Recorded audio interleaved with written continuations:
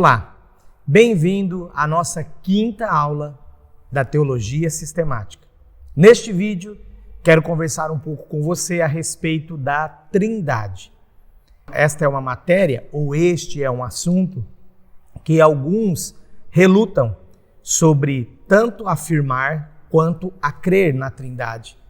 Exatamente pelo fato de que Deus ele sempre se apresenta nas Escrituras como o único Deus, um só Deus. E como então conceber a ideia que existem três pessoas? Logo seriam três deuses, e ele não seria mais o único Deus.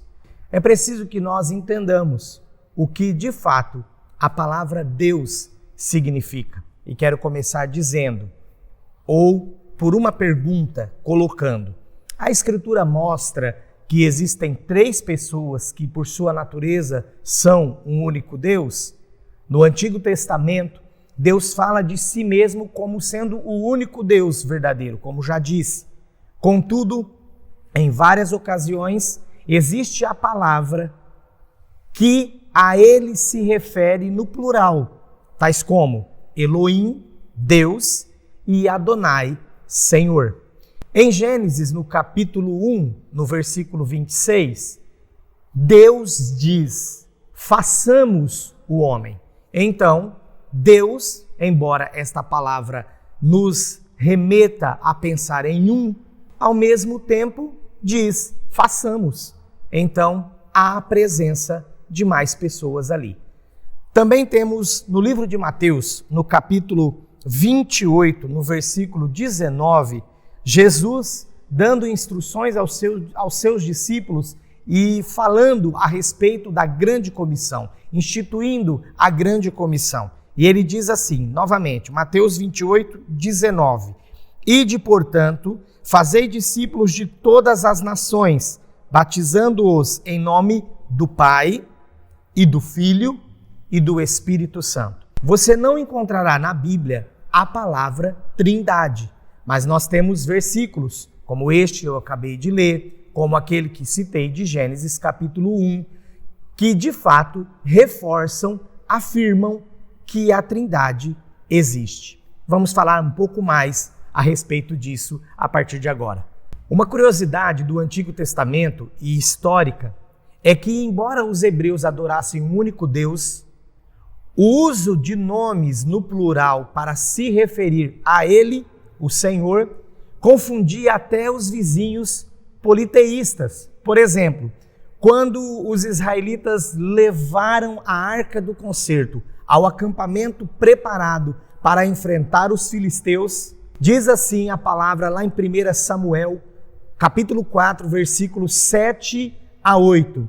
E se atemorizaram os filisteus a voz de júbilo e disseram: os deuses vieram ao arraial. E diziam mais: ai de nós, que tal jamais sucedeu antes? Ai de nós, quem nos livrará destes grandiosos deuses? São deuses que feriram os egípcios com toda sorte de pragas no deserto. Então, nós vemos aí que os hebreus, o povo de Israel, já fazia menção a Deus em três pessoas. Digo isto porque os hebreus eles poderiam facilmente ter evitado a confusão, usando a forma singular, porém não o fizeram. Aparentemente, a pluralidade do seu Deus singular era importante para eles. Quando Moisés declarou ao povo escolhido, ele disse assim: ouve, ó Israel, o Senhor nosso Deus é o único Senhor. Deuteronômio 6, 4. Ele especificou um Deus com a palavra Echad, um termo generalizado que não implicava coisa alguma no singular ou em solidão. O Ashid é que teria implicado em tal singularidade. Isso é algumas vezes conhecido como unidade composta.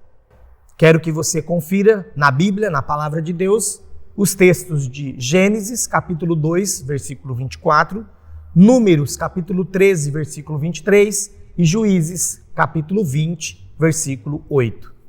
Embora o Antigo Testamento dê a este conceito uma exposição não muito grande, talvez até obscurecendo a total revelação da Trindade, esta se estende gradualmente desde a primeira página da Bíblia até a sua completa revelação no Novo Testamento. É no Novo Testamento que nós perceberemos mais a menção a respeito do Pai, Filho e Espírito Santo. Quero ainda deixar algumas referências do Antigo Testamento com relação à Trindade. Falando de Deus como mais de um, Gênesis capítulo 1, versículo 26, que eu já citei, Gênesis capítulo 3, versículo 22, Gênesis capítulo 11, versículo 7 e Isaías capítulo 6, versículo 8. Falando de Deus como três, Números capítulo 6, versículos 24 a 26 e Isaías capítulo 48, versículo 16. Temos ainda, falando de Deus como Criador, no plural, Isaías capítulo 54, versículo 5. O Novo Testamento também segue o tema monoteísta, assim como no Antigo ou Velho Testamento. Por exemplo, o apóstolo Paulo escreve, 1 Coríntios capítulo 4, versículo 6, no tocante à comida sacrificada a ídolos, sabemos que o ídolo de si mesmo nada é no mundo e que não há senão um só Deus. Porque ainda que há também alguns que se chamem deuses, quer no céu ou sobre a terra, como há muitos deuses e muitos senhores, todavia para nós há um só Deus, o Pai, de quem são todas as coisas e para quem existimos, e um só Senhor, Jesus Cristo, pelo qual são todas as coisas e nós também por Ele. Bom, embora ele está reforçando a questão de um só Deus, perceba que nesse texto, neste versículo, ele já cita a pessoa do Filho, também como Senhor. A observação de Paulo aqui nesse versículo citado sobre muitos deuses e muitos senhores, conforme alguns eruditos que comentaram o Novo Testamento, diz o seguinte: ele igualmente se refere aos governadores humanos, com grande poder, muitos dos quais eram até adorados como deuses. E também ele faz citação de deuses pagãos. Em nenhum caso, Paulo estava igualando o nosso Deus, o Deus Criador, a esses senhores ou a esses deuses pagãos. Vou deixar algumas passagens do Novo Testamento para que você faça a leitura na Bíblia. É muito importante você assistir, reassistir às aulas. E é importante que você anote esses textos e faça a leitura durante a aula, pausando ou depois da aula, para que possa enriquecer o seu conhecimento. Mas quero deixar agora, então, essas outras passagens do Novo Testamento que atestam a unidade de Deus. João, capítulo 5, versículo 44. João, capítulo 17, versículo 3. 1 Timóteo, capítulo 1, versículo 17. 1 Timóteo, capítulo 6, versículo 15. E Judas, versículo 25. Nós já estudamos a respeito de Deus, o Pai, teologia, já estudamos sobre Cristo, Jesus Cristo, o Filho, cristologia, já estudamos a respeito do Espírito Santo, pneumatologia. Não quero, então, dentro desse estudo da Trindade, falar mais a respeito de cada pessoa e como cada um atua na Trindade, porque comentamos isso nas aulas anteriores. Em muitas passagens da Escritura, podemos encontrar a evidência da divindade do Pai, do Filho e do Espírito Santo. Frequentemente, duas delas são mencionadas na mesma passagem. Também há lugares em que todas as três divindades aparecem juntas. Por isso, reforçando a Trindade. A primeira tem lugar no batismo de Jesus. Mateus capítulo 3, versículos 16 e 17, que diz assim: batizado Jesus, saiu da água, e eis que se lhe abriram os céus, e viu o Espírito de Deus descendo como pomba sobre ele. O Espírito Santo e o Filho estão aqui nessa cena. Agora continua. E eis que uma voz dos céus que dizia: este é o meu Filho amado, em quem me comprazo. A presença do Pai falando. Então esta é uma grande referência bíblica para que possamos entender melhor a respeito da Trindade. Para que não haja dúvida, este mesmo evento ele é encontrado em Lucas capítulo 3, versículos 21 a 22. Fica difícil, então, refutar que uma cópia tenha sido feita de maneira errada, ou que a tradução esteja errada, porque em 2 livros do Evangelho nós encontramos a mesma afirmação do Deus Pai, Deus Filho e Deus Espírito Santo juntos.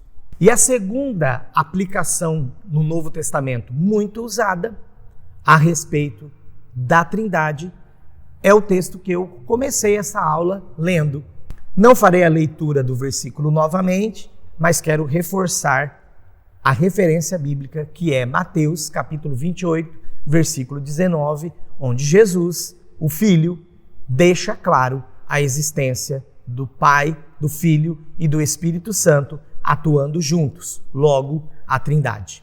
Nessa diretriz de Cristo, ele coloca as 3 pessoas sob um nome, o qual só poderia ser o nome que os judeus reverenciavam, Jeová.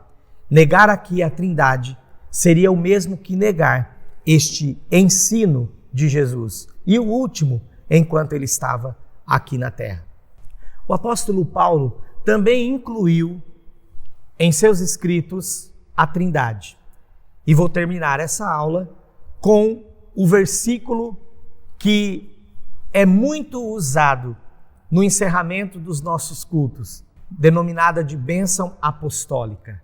A graça do Senhor Jesus Cristo e o amor de Deus e a comunhão do Espírito Santo sejam com todos vós. Então, a graça do Filho, o amor do Pai e a comunhão do Espírito Santo sejam com todos vós. O apóstolo Paulo também nos dando esse ensino a respeito da Trindade. Termino então com esse ensino de Paulo e quero que você realmente reassista essa aula, anote os textos bíblicos, anote as curiosidades, vá para a palavra de Deus, procure livros de teologia sistemática. Nós temos indicado alguns autores para que você possa aprofundar o seu aprendizado, os seus conhecimentos. Deus te abençoe.